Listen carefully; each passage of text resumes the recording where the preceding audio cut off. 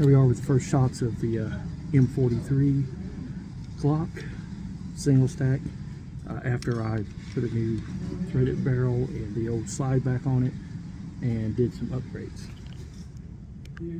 Basically a function check. We're shooting 115 grain Callaway ballistic ammo, and let's see how she goes.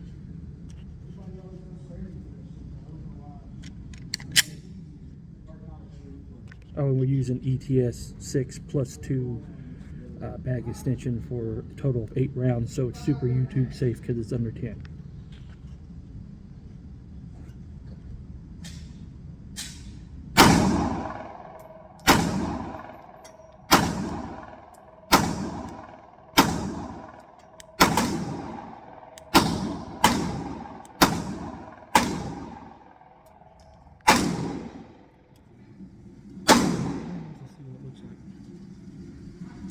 At 7 yards. There we go. We got 1, 2, 3, 4 in the red. One in 1, 2, 3, 4, 9. It had 9 rounds in it total. So there you go. Not too bad for the 043 single stack. Please like, share, and subscribe. We'll catch you next time.